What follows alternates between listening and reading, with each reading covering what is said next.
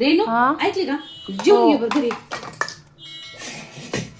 हा जेवून घे, मला पण जायचं अगं बाहेर. मम्मी रेणू पहिले जेवून घे आणि मला पण जायचंय कामाला बरं का.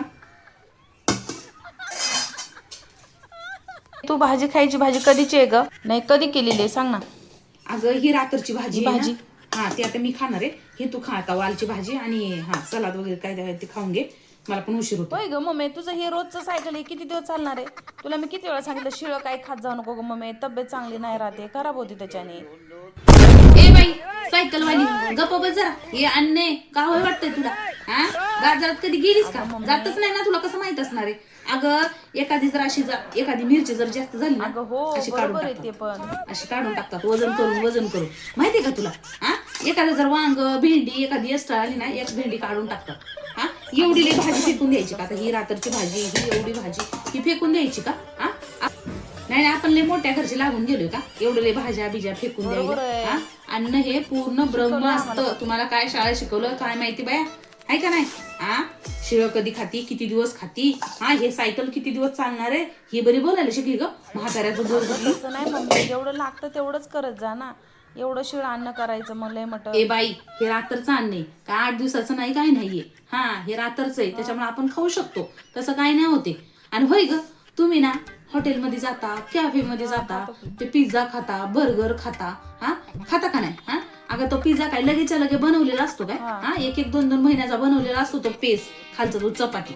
हा नुसतं तुम्हाला ते गरम करून त्याच्यावर चीज टाक ते शिमला मिरची टाक ते काही काही काही सजून बुजून मेकअप करून देतात त्याला आणि तुम्ही वाव किती छान आहे किती सुंदर आहे म्हणून त्याचे तुम्ही फोटो काढता ते स्टेटसला ठेवता.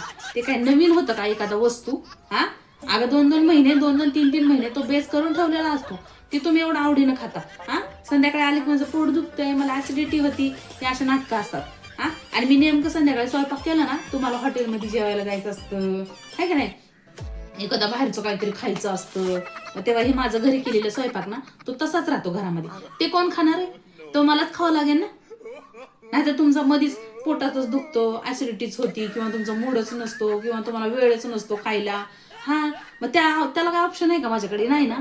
ते उरलेले मलाच खावं लागतं. अगं हे अन्न आहे. आणि आली मोठी शहाणी सांगणारी हे मम्मी तुझं हे सायकल किती दिवस चालणार आहे? सायकल नाहीये माय हे सायकल आहे संसाराचं सायकल आहे.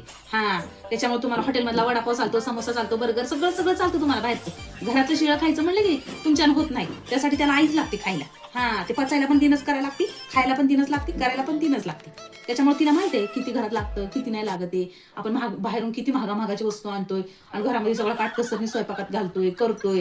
हा त्याची त्याला मेहनत माहिती आहे तिला कष्ट माहिती आहे तिला. तुम्हाला काय माहितीये ग? आली मोठी शहाणी सांगणारी मला. पण मम्मी मला तसं नसतं म्हणायचं, तुझी तब्येत पण महत्वाची आहे ना. शिळ अन्न आहे पण हे अन्न आहे अन्न. काय काय जणाला हे पण मिळत नाहीये माहितीये की. हा लवकर जागे वा ऐकणं म्हणल्यावर लय आली मोठी खाऊन घे. हा आणि ते काय ते 12वीचा अभ्यास करून घे. आली मोठी शहाणी मला सांगणार. बाई खा बाई खा. हे भगवान तेरी लीला अपरंपार. हे भगवान तेरी लीला अपरंपार.